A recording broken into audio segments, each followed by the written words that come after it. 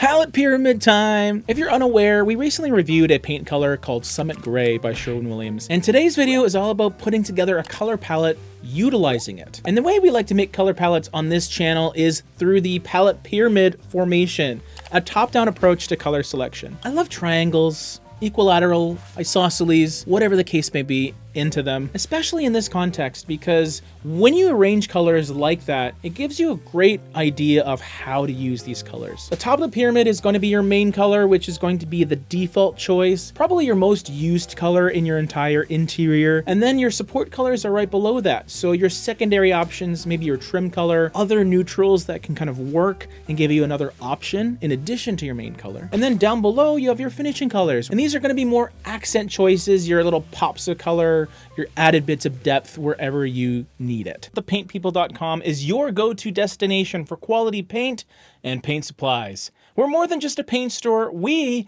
are your partner in bringing color to life. Our commitment to fast shipping ensures that your order will reach you promptly so you can start your project without unnecessary waiting. Visit our website today and discover a world of colors, quality, and convenience. And as a thank you for supporting us on YouTube, use coupon code JAMES5 for 5% off your order. So of course we're starting with Summit Gray, which we recently reviewed. This is going to not be a main color, definitely not going to be a support color. I'm putting this in the finishing color category in this palette. Because of its LRV of 30, meaning it reflects only 30% of the light that hits it, that makes it a pretty dark color. I wouldn't recommend it as a main color that you would sort of use throughout your hallway and things like that. This is more of a color to sort of put in select areas of your home. Maybe you use it on things like furniture or vanities, cabinetry. It could also be an accent wall color, maybe more rare cases, a room color, wherever you want something that is rich and earthy and grounded and gray. My second finishing color option is even darker, believe it or not. It's called Stony Creek. And this is more of a deep,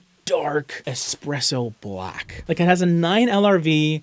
It looks pretty black. It has this charcoal feeling to it, but there is a noticeable amount of warmth coming from brown, almost like a reddish brown as well, which is really, really nice. It gives you more depth than Summit Gray. Also, believe it or not, a little bit more warmth, although you may not necessarily notice it because of how dark it is. Just a beautiful dose of richness that I think adds a lot to this palette, just to give you some extra contrast on the darker end. The third finishing color is going to be much lighter than these two. It's a 60 LRV, so it's in that upper mid-tone territory. It's called Piedmont, and this is going to be a cool color, both literally and figuratively. Just a nice amount of green and blue coming together to give you a very airy turquoise that I think just gives another take on accents. So a lot of people think your finishing colors, your accent colors, they gotta be dark, they gotta be rich, they gotta be heavy. But this does the opposite. It's accentuating because of its coloration rather than its depth. Lovely choice if you wanted something just a little more fresh and zingy and fun. Because we started from the bottom, now we're here, which is the support colors. I'm gonna give you two options, both a trim color and then another wall color that will coexist nicely with our main color, which we'll finish with. My off-white color choice in this palette pyramid would be pure white. A beautiful, no-brainer, no holes barred white that I think is just awesome at working in so many different situations. And because we've already explored some cooler options, some warmer options, pure white does a really great job at connecting the dots as a trim color. And because your baseboards are most likely going to be continuing throughout your home, you want it to be able to work with whatever dining room color you have and whatever bedroom color you might have upstairs. This is going to be one of those choices that's going to work in a lot of different situations, especially with these colors. The second support color is going to be a secondary wall color option to use when you're not going with your main color or any of your finishing colors. And this one is kind of an interesting one to me because it's not your typical grayish color. It has a noticeable green undertone, which I think is really interesting. And it's called Nonchalant White. This is what I would characterize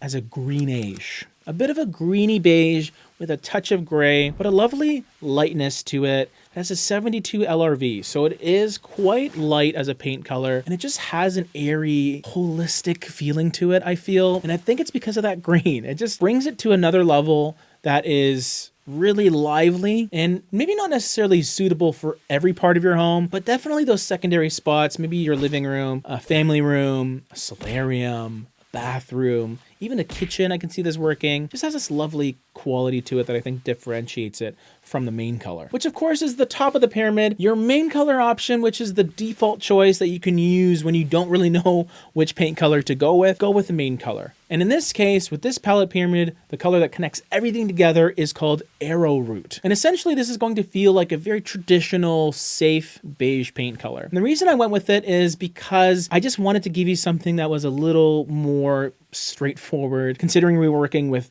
mid-tone dark grays, off blacks, and then these bluey green colors. This is going to give you a color option that's going to feel like home. If you're a bit intimidated on how to use all these colors in every part of your home, Arrowroot becomes a great sort of step one safe choice. It's going to feel very neutral, a bit of a blank canvas color, which I think is really nice. And here's the pyramid. Let me know what you think. If you want a little more information on Summit Gray, that dark gray color we started with, here's a review on it, and we got more pyramids right below it.